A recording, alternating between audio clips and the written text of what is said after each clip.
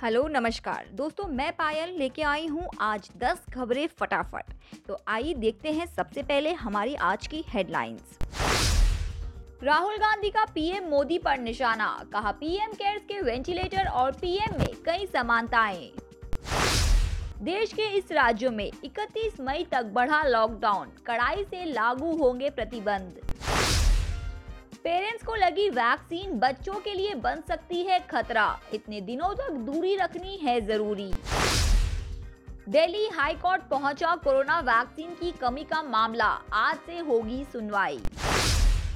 CBI ने TMC नेताओं को किया गिरफ्तार, गुस्से में ममता बोली मुझे भी करो अरेस्ट। पीएफ खाते पर 7 लाख रुपए का मुफ्त बीमा, कोरोना से भी मौत पर मिलेगा क्लेम। गोल्ड प्राइस टुडे, सोने की कीमतों में तेजी, चांदी भी हुई महंगी, जाने क्या है आज के भाव।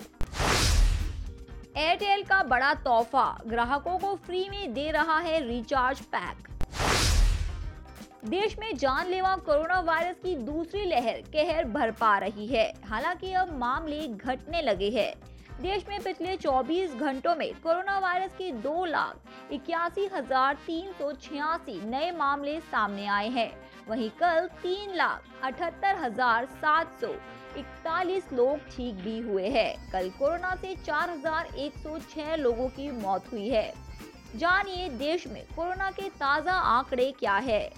कुल कोरोना केसेस 2,49,65,463। कुल डिस्चार्ज 2,11,74,076। कुल मौतें 2,74,390। कुल एक्टिव केसेस 35,16,997। कुल टीकाकरण 18,29,26,460 किए गए। केरल के वायनाड से सांसद और कांग्रेस के पूर्व अध्यक्ष राहुल गांधी ने प्रधानमंत्री नरेंद्र मोदी पर निशाना साधा है। राहुल गांधी ने इस बार वेंटिलेटर का मुद्दा उठाया है और पीएम से उसकी समानताएं बताई है। राहुल गांधी ने पीएम मोदी की आलोचना की है। राहुल गांधी ने ट्वीट किया, पीएम केयर्स के वेंटिलेटर और स्वयं पीएम में कई समानताएं हैं। दोनों का हद से ज्यादा झूठा प्रचार, दोनों ही अपना काम करने में फेल, जरूरत के समय दोनों को ढूंढना मुश्किल।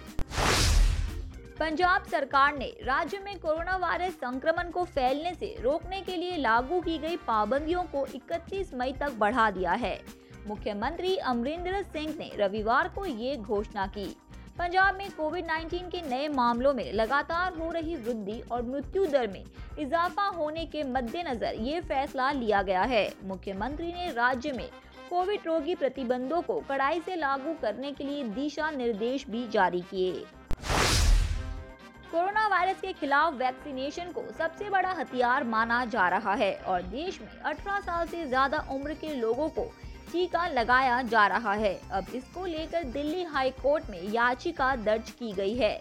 दिल्ली हाई कोर्ट के चीफ जस्टिस DN पटेल ने बेंच के सामने दिल्ली में कोरोना वैक्सीन की शॉर्टेज को लेकर अर्जेंट सुनवाई के लिए याचिका दायर की गई है। इस कोर्ट ने कहा कि आज मामले की सुनवाई करेंगे। देश के दक्षिण पश्चिम राज्यों पर चक्रवाती तूफान तौकते का साया मंडरा रहा है। केरल, कर्नाटक और गोवा में तबाही मचाने के बाद साइक्लोन तौकतू का असर महाराष्ट्र में भी देखने को मिल रहा है। चक्रवाती तूफान के अलर्ट के बीच BMC ने मुंबई में बांद्रा वर्ली सी लिंक को अगले आदेश तक के लिए बंद कर दिया है। अलग अलग राज्यों में अब तक तूफान से प्रभावित इलाकों में 8 लोगों की मौत हो गई है, जबकि कई सौ पेड़ गिरे हैं। पश्चिम बंगाल में तृणमूल कांग्रेस की सरकार बनते ही नारदा स्टिंग टेप केस की जांच फिर से शुरू हो गई है। इस घोटाले के आरोपी कैबिनेट मंत्री फिरहाद हकीम, कैबिनेट मंत्री सुब्रत मुखर्जी, TMC विधायक मदन मित्रा और पूर्व BJP नेता सोवन चटर्जी के घर पर CBI ने छापेमारी की। CBI ने पूछताछ के बाद इन चारों नेताओं को गिरफ्तार कर लिया है। इसके बाद गुस्से में ममता ने कहा मुझे भी करो अरेस्ट। पिछले साल की तुलना में इस बार कोरोना वायरस बच्चों को अपनी चपेट में ज्यादा ले रहा है। दुख की बात ये है कि 18 वर्ष से कम उम्र के बच्चों के लिए अभी तक कोई वैक्सीन नहीं आई है, इसीलिए बच्चों को इन्फेक्शन से बचाना और भी मुश्किल हो गया है। ऐसे में पेरेंट्स को ये बात सता रही है कि क्या वैक्सीन लगवा चुके लोगों के पास बच्चे जा सकते हैं। इतने नजदीक बच्चों का रहना सेफ है या फिर कोई प्रोटोकॉल फॉलो करना होगा। अगर आप कर्मचारी भविष्य निधि संगठन से जुड़े हुए हैं, यानी आपका पीएफ कटता है, तो फिर ईपीएफओ की ओर से आपको जीवन बीमा की सुविधा दिया जाता है।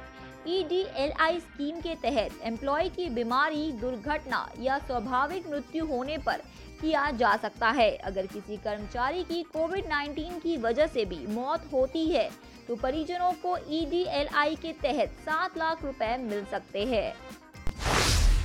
सोने चांदी की कीमतों में आज तेजी देखने को मिली है। एमसीएक्स पर सोना वायदा 0.7% बढ़कर 48,003 रुपीज प्रति 10 ग्राम हो गया है, जबकि चांदी की दरें 1.2% उछलकर 71,940 प्रति किलोग्राम हो गई है।